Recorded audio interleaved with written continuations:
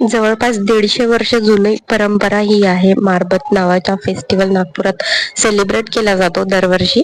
तर 150 वर्ष जुनी ही परंपरा आहे. यामध्ये जसं की काळी मारबत आणि पिवळी मारबत असे 2 मारबत बनवले जातात. लाल मारबत पण त्यांच्यासोबत असते. बघा क्राऊड किती दिसतोय तुम्हाला. तर हा फेस्टिवल नागपुरात साजरा केला जातो एकदम जाहीरपणे. तर काळी मारबत जी आहे ही राणी बाकाबाईचं प्रतीक असते. म्हणजे तिने जे सरेंडर केलं होतं अंग्रेजांना, तर त्या स्वरूपात काळी मारबत बनवली जाते. म्हणजे तिच्या निषेधार्थ जेव्हा तिने सरेंडर केलं होतं अंग्रेजांना, तर पूर्ण नागपूरच्या लोकांनी त्यांचा विरोध केला होता राणी बाकाबाईचा. तर काळी मारबत आणि पिवळी मारबत असं 2 मारबत बनवले जातात.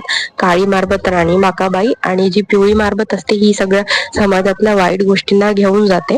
तर या दोघांचं मिलन होतं पुढे जाऊन आणि मग त्यांना जाळलं जातं. त्यांच्यासोबतच छोटे छोटे असे बडगे बनवले जातात वेगवेगळ्या कुप्रथांचे. जसं की एखादा पॉलिटिशियन झाला जो समाजाला खूप लुटतोय, तर त्याचा सुद्धा बडग्या बनवला जातो. जसं की यावर्षी डोनाल्ड ट्रम्पचा पण बडग्या बनवलेला होता. त्याने टॅरिफ लावलं त्या कारणास्तव. तर जी काळी मारबत असते तिला घेऊन जाते आणि जसं की माशा मुरकुट्या घेऊन जागे मारबत म्हटलं म्हणजे जेवढ्या पण बिमाऱ्या आहेत त्या सगळ्या मारबतने घेऊन जाव्या असं बोललं जातं. आणि या दोन्ही मारबत तिकडे नेऊन जाळल्या जातात. काळी मारबत आणि पिवळी मारबत. ही जी पिवळी मारबत आहे ही चांगलं प्रतीक आहे. तर ती सगळ्या वाईट गोष्टींना स्वतःसोबत घेऊन जाते आणि मग त्यांना सगळ्यांना जाळलं जातं.